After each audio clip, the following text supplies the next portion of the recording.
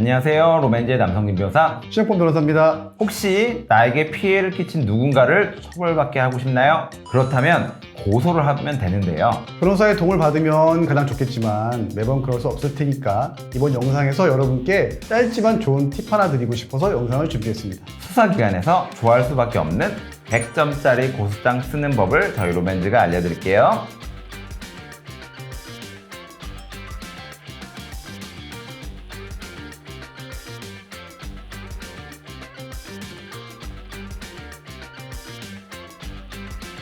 단도직입적으로 들어가 보죠. 고소장 어디에 제출해야 될까요? 2021년 이전까지만 해도 고소장은 검찰, 경찰도 받았지만 검경 수사권이 조정된 현재는 대부분의 사건을 고소하기 위해서는 경찰서로 방문해야 합니다. 접수 지역은 상관없지만 빠른 처리를 위해서는 피고소인의 거주지 관할 경찰서에 접수하는 것이 좋습니다. 그렇다면 고소장은 따로 양식 같은 게 정해져 있을까요?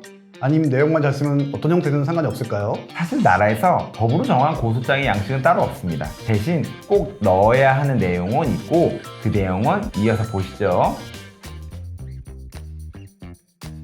내 고소장이 제대로 된 힘을 발휘하려면 일단 고소장을 잘 써야 됩니다. 그런데 여러분이 만약에 갑자기 누군가를 고소할 일이 생겼는데 아무런 양식 없이 시작하면 너무 막막하고 어렵고 힘들겠죠? 이 영상에서는 경찰서 민원 서식으로 비치되는 고소장 양식을 기준으로 한번 고소장에 꼭 넣어야 되는 내용을 함께 살펴보도록 하겠습니다. 일단 고소를 하는 자신이 누구인지 그리고 내가 고소하려는 사람이 누구인지를 잘 적어야겠죠? 만약에 내가 중고거래 사기를 당했는데 연락처만 알고 아는 정보가 딱히 없어요. 이런 경우에 고소장을 못 쓸까요? 이럴 때는 미상이라고 적어두면 됩니다. 고소인이 기재한 정보에 따라서 수사기관에서 피고소인을 특정할 수 있거든요. 이름과 휴대폰 번호만 알아도 통신사에 사실조회를 요청해서 찾아낼 수 있는 시대니까요. 그 다음 이제 고소장을 쓰는 목적인 고소 취지, 범죄 사실, 고소 이유 등을 작성하면 되는데요.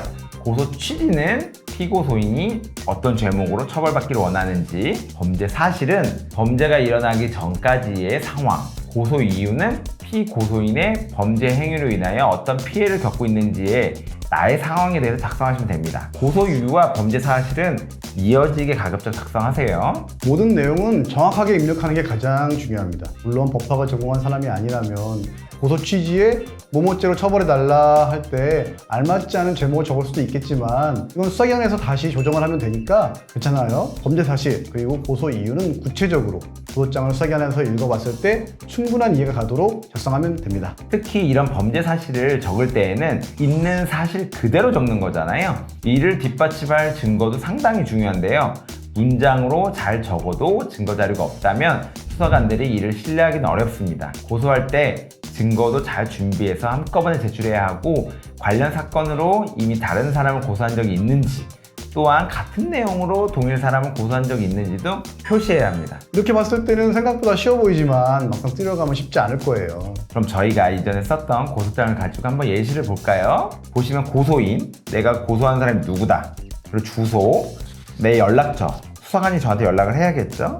그리고 변호사가 있다면 고소인의 고소대리인, 피고소인은 내가 고소를 할 자를 정확히 쓰시면 되고 이름을 알거나 연락처를 알거나 주민번호를 알면 아는 거를 다 쓰시면 됩니다. 그리고 그 밑에 죄명이 있거든요.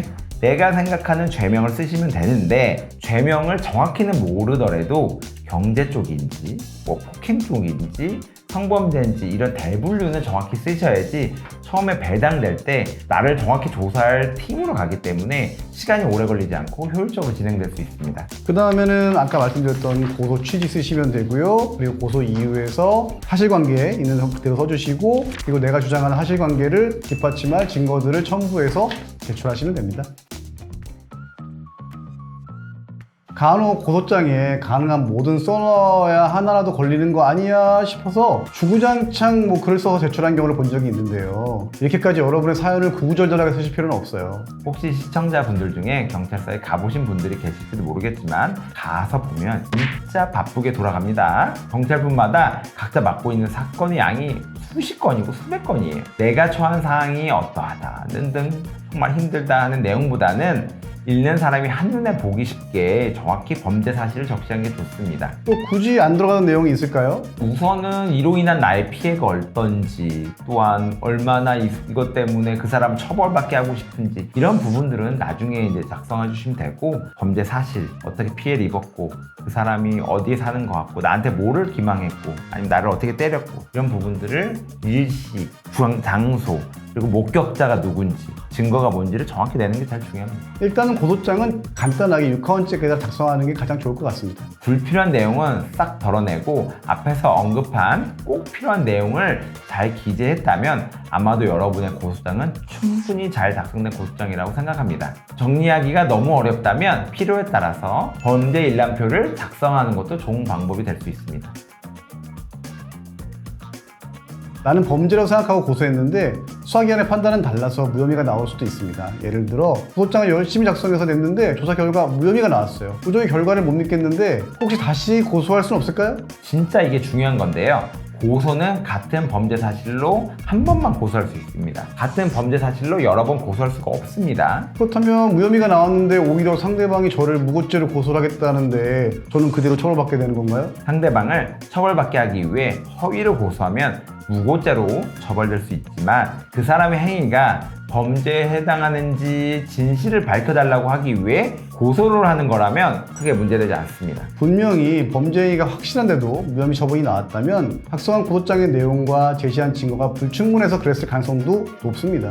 만약 확실하게 해서 반드시 상대방을 처벌받게 하고 싶다면 해당 범죄의 구속 요건 등을 인터넷에서 찾아서 참고해서 작성하는 방법도 있고 저희 로브엔지 채널에 올라오는 영상 중에서도 여러 범죄 구속 요건을 설명하는 영상이 있으니까 찾아보시면 분명히 도움 될 거예요. 고소장을 작성하는 방법을 배워서 고소장을 작성하더라도 사실 그게 끝이 아니고 거기서부터 시작이 됩니다. 조사받으러 나가야 하고 신경 써야 할 부분이 많기 때문에 내가 피해를 당해서 고소하는 건데 오히려 내가 더 피곤해지는 느낌을 받는다는 생각이 들 수도 있습니다. 혹시 내가 부족해서 무혐의가 나오면 어떡하지? 또는 형사는 물론 민사도 동시에 진행하고 싶은데 신경 쓸 여력이 되지 않는다면 저희처럼 경험이 풍부한 형사 전문 변호사를 고소 대리인으로 선임해서 동시에 그리고 완벽하게 진행하시는 것을 추천드립니다.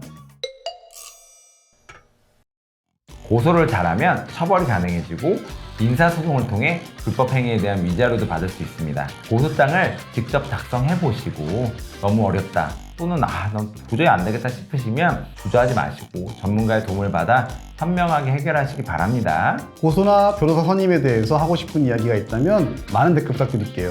지금까지 로맨지의 신혁범 변호사 남성님 변호사였고요. 영상 잘 보셨다면 구독과 좋아요 부탁드립니다. 감사합니다.